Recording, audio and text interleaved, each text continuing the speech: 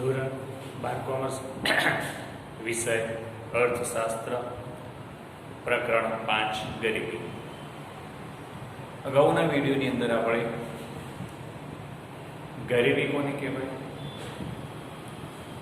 સાપેક્ષ ગરીબી, નિરપેક્ષ ગરીબી અને ગરીબીના નિર્દેશકો જોઈ ગયા.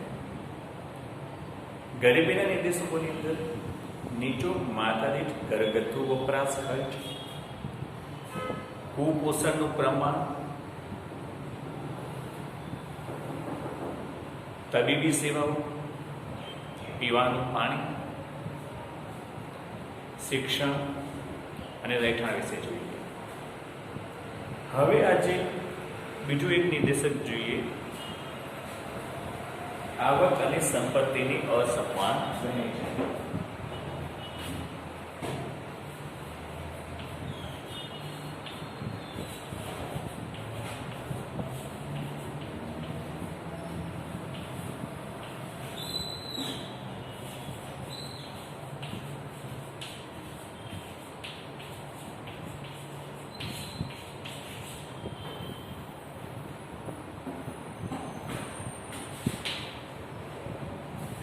આવક અને સંપત્તિની અસમાન વહેંચણી. 1991 પછી ભારતમાં આર્થિક સુધારા અપનાવવામાં આવ્યા.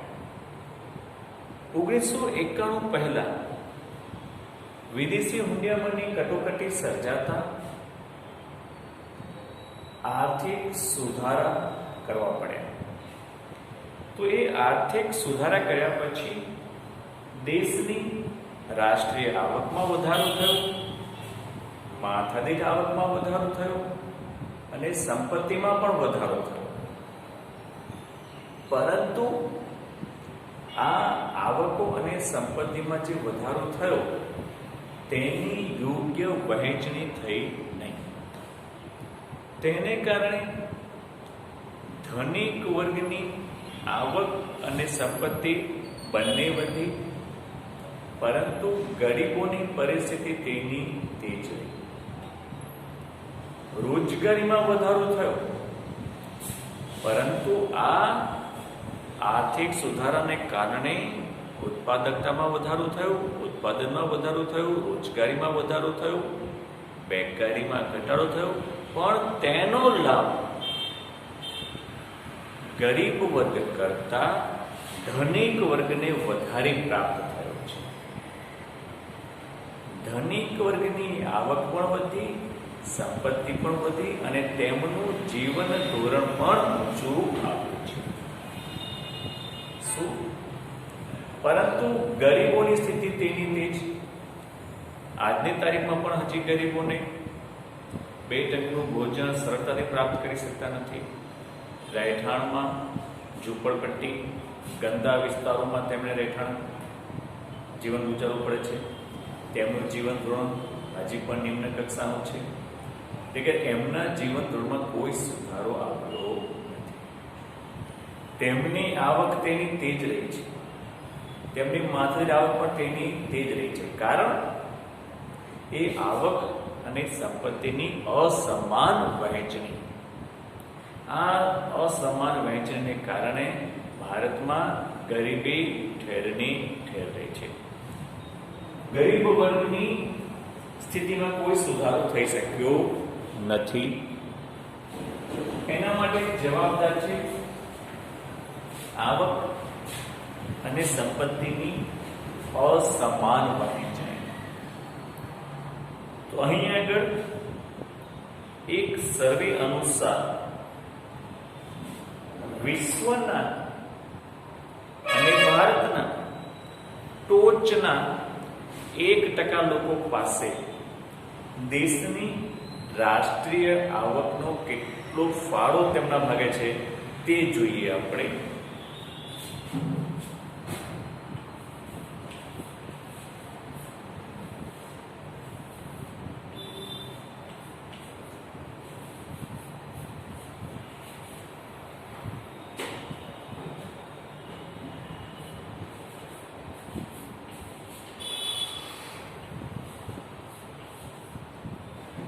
1998 માં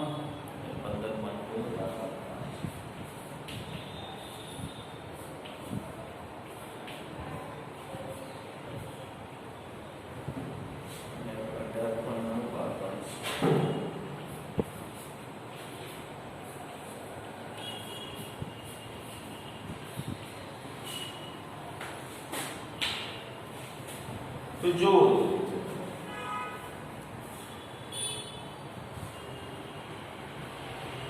વિશ્વમાં અને ભારતમાં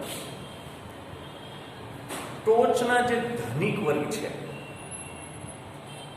એમાં 1% લોકો, એમાંના 1% લોકો પાસે દેશની રાષ્ટ્રીય આવકનો કેટલો હિસ્સો છે? 1998 માં કેટલો હતો અને 2012 માં કેટલો છે? તો અહીં આગળ જો યુએસ ત્યાં આગળ 1998 માં 1% લોકો પાસે કુલ રાષ્ટ્રીય આવકના 15.2% આવક. 2012 માં તે વધીને થઈ 18.9. જો કેટલી વધી તેમની આવક, એટલે માત્ર એક જ વર્ગની આવકમાં આટલો વધારો થયો. શું? યુકેની અંદર તેની અંદર 1% વ્યક્તિઓ પાસે કુલ રાષ્ટ્રીય આવકમાંથી 12.5% આવક તેમની પાસે. 2012 માં ખાસ સુધારો થયો નથી, 12.7 છે. પણ તેની સામે ભારતમાં જોઈએ તો ભારતમાં જુઓ, ભારતની અંદર 1998 માં 1% લોકો પાસે કુલ રાષ્ટ્રીય આવકના 9% આવક અને 2012 માં તે વધીને થઈ 12.5, એટલે કે 3.5% આવકમાં વધારો થયો. તો આની સામે કુલ વસ્તીના 1% વસ્તી આવી રીતે જો 9% થી લઈને 18% સુધીની આવક ધરાવતા હોય તો બાકીની આવક એ 99% વસ્તી વચ્ચે વહેંચાય છે. તો તે મુજબ જોઈએ તો ભારતની અંદર માત્ર 1.5 કરોડ લોકો કુલ રાષ્ટ્રીય આવકના 12% હિસ્સો ધરાવે. શું? માત્ર 1.5 કરોડ લોકો. અને એની સામે 138 કરોડ લોકોએ માત્ર 83% આવકમાં ભાગ લેવાનો. કેટલી અસમાનતા! આની પરથી જ ખ્યાલ આવે છે કે ધનિક વર્ગ હંમેશા ધનિક જ બનતો જાય છે. ધનિક વર્ગની આવક અને સંપત્તિ બંનેમાં અનેક ગણો વધારો થતો જાય છે. કારણ છે વહેંચણી. અહીંયા આગળ હજી પણ ભારત અને વિશ્વની અંદર જોઈએ તે પ્રમાણમાં આવકની પુનઃ વહેંચણી થઈ શકી નથી. એટલા માટે આ ધનિક વર્ગ ધનિકનો ધનિક બને છે, મધ્યમ વર્ગ મધ્યમનો મધ્યમ રહે છે અને ગરીબ વર્ગ ગરીબનો ગરીબ રહે છે. આમાં વધારે સ્થિતિ ખરાબ ગરીબની હોય છે, કારણ કે તે પાસે શિક્ષણનું ઓછું પ્રમાણ, તાલીમ મેળવેલા શિક્ષણનો અભાવ, કૌશલ્ય પ્રાપ્ત શિક્ષણનો અભાવ, આવી રીતે તેનામાં રહેલી આવડતના અભાવને કારણે તેની રોજગારીમાં જોઈએ તેટલો વધારો થઈ શકતો નથી અને તેને કારણે તે હંમેશા તેની આવક ઓછી રહે છે અને માટે તે ગરીબનો ગરીબ રહે છે. તો આવી રીતે વિશ્વની અંદર અને ભારતની અંદર આવક અને સંપત્તિની થયેલી અસમાન વહેંચણીને કારણે ગરીબીમાં વધારો થયેલો જોવા મળે છે. ખ્યાલ આવ્યો? જોઈ લો વિદ્યાર્થીઓ એક વખત આવી.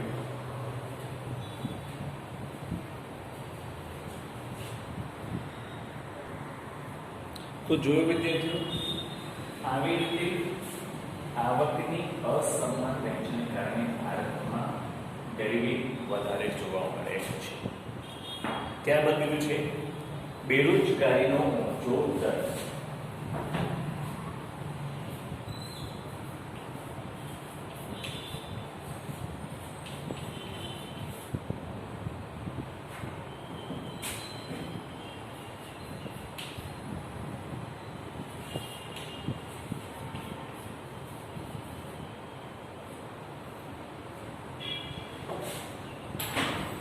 બેરોજગારીનો ઊંચો દર એટલે કે બેકારીનું પ્રમાણ વધારે.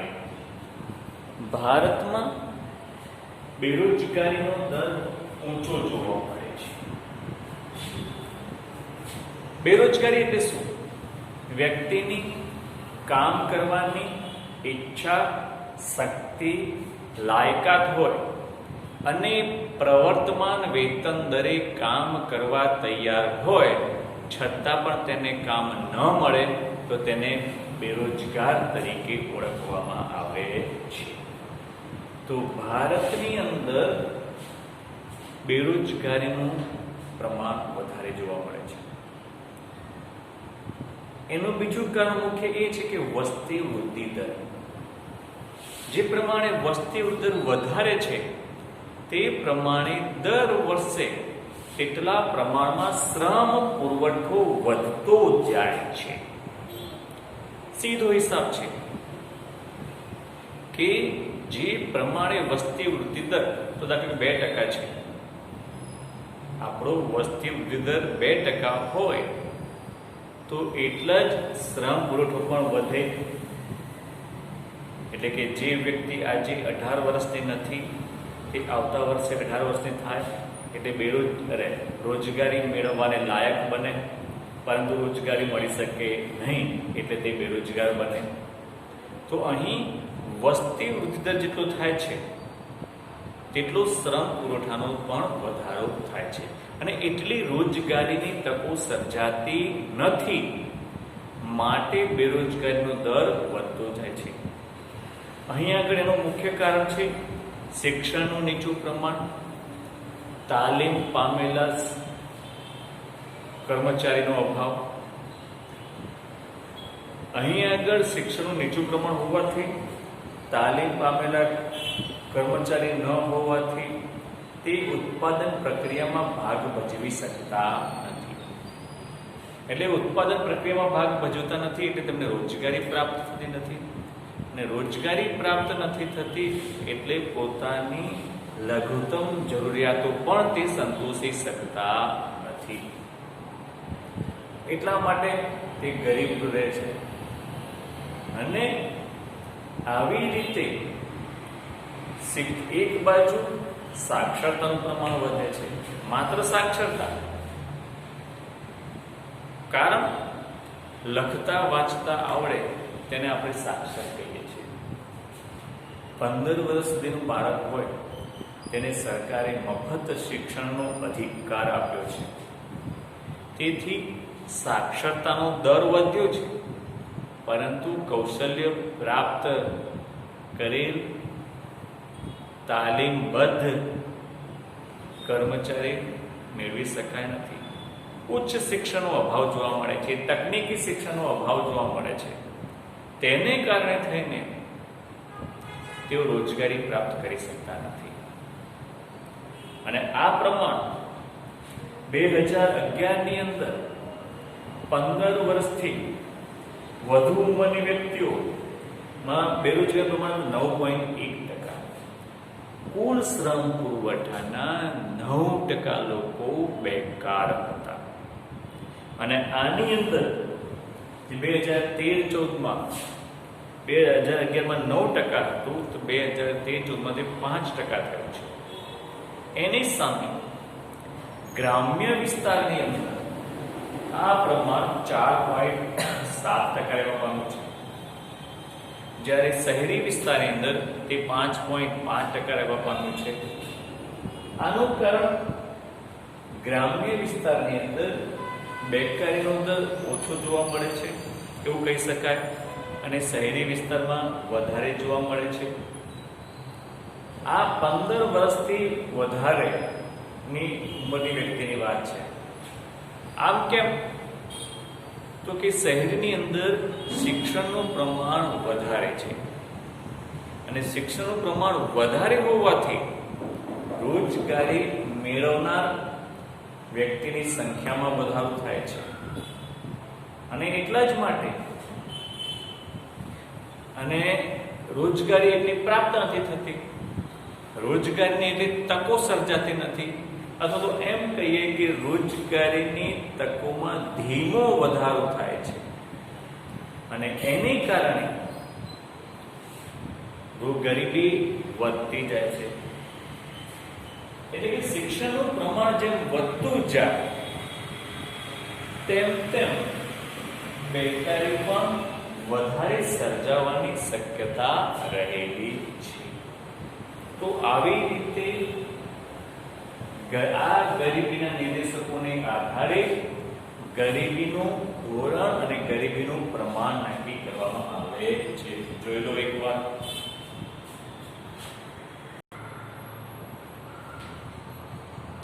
તો આવી રીતે આપણે જોઈ શકીએ કે આ બધા નિર્દેશકો એ ગરીબીનું માપદંડ નક્કી કરવાના ધોરણો બની શકે છે. ગરીબીને જ્યારે બે ભાગમાં વહેંચી છે આપણે, સાપેક્ષ ગરીબી અને નિરપેક્ષ ગરીબી. તો અહીંયા આગળ અલ્પ વિકસિત દેશની અંદર સામાન્ય રીતે જોવા જઈએ તો વિકસિત દેશ કરતા અલ્પ વિકસિત દેશમાં નિરપેક્ષ ગરીબીનું પ્રમાણ વધારે જોવા મળે છે. કારણ મુખ્ય વસ્તુ એ છે કે અલ્પ વિકસિત દેશોમાં વસ્તીનું પ્રમાણ વધારે છે. આ જે માપદંડો જોયા આપણે, આ નિર્દેશકો જોયા આપણે બધા, એ નિર્દેશકો મોટા ભાગે જોવા જઈએ ને તો વિકસિત દેશોમાં આ બધા નિર્દેશકો, આ બધા ધોરણો, આ બધા માપદંડો લાગુ ન પણ પડે, પણ અલ્પ વિકસિત દેશની અંદર આ બધા જે નિર્દેશકો છે તે વધારે પ્રમાણમાં લાગુ પડે છે. કારણ અલ્પ વિકસિત દેશોની અંદર ગરીબીનું પ્રમાણ નક્કી કરવા માટે પણ નિરપેક્ષ ગરીબીના જે ધોરણો છે, કેલરીનું ધોરણ, આવક ખર્ચની સપાટી, તેને વધારે ધ્યાનમાં લેવામાં આવે છે. કારણ અલ્પ વિકસિત દેશની અંદર વ્યક્તિએ પોતાની લઘુત્તમ જરૂરિયાત સંતોષવામાં પણ જદ્દોજહદ કરવી પડે છે. અને એટલા માટે આ ગરીબીના નિર્દેશકો છે એ અલ્પ વિકસિત દેશની અંદર ગરીબીનું ધોરણ, ગરીબીની કક્ષા નક્કી કરવા માટે મહત્વનો ભાગ ભજવે છે, જે કદાચ વિકસિત દેશમાં જોવા મળતા હોતા નથી. અને અલ્પવિકસિત દેશમાં પણ મહદ અંશે દરેક જગ્યાએ આ બધા ધોરણ લાગુ ન પણ પડી શકે. દાખલા તરીકે શિક્ષણનું પ્રમાણ. તો અહીં જોયું કે આપણે બ્રાઝિલની અંદર 91% શિક્ષણ છે, તો આપણે કેરળની અંદર 95% શિક્ષણ છે. પણ ત્યાં સરેરાશ શિક્ષણની વાત છે. છતાં પણ અહીંયા આગળ કે કેરળની અંદર 95% શિક્ષણ હોવા છતાં પણ ત્યાં આગળ તે જગ્યાએ પૂરતા પ્રમાણમાં રોજગારીની તકોનું સર્જન થતું નથી. એટલે કે દરેક જગ્યાએ આ બધા ધોરણો લાગુ પાડી શકાતા નથી. અમુક જગ્યાએ લાગુ પડે છે અને અમુક જગ્યાએ લાગુ પડતા હોતા નથી. બરોબર? માટે એમ ન માની શકાય કે ગરીબીનું માપદંડ નક્કી કરવા માટેના આ નિર્દેશકો સચોટ છે. બરોબર? આજે આટલું. હવે આજનું તમારું હોમવર્ક છે કે અત્યાર સુધીના ગરીબીના નિર્દેશકો જેટલા ચલાવ્યા આપણે તે બધા ગરીબીના નિર્દેશકો તૈયાર કરી કાઢજો. બરોબર? અને આગળના કામ હવે આવતા પીરિયડમાં જોઈશું આપણે. એટલે આજનું તમારું હોમવર્ક ગરીબીના નિર્દેશકો તૈયાર કરવા.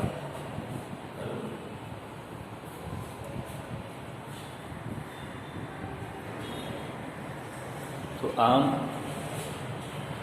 આવતા પીરિયડમાં આપણે ગરીબીના કારણો જોઈશું.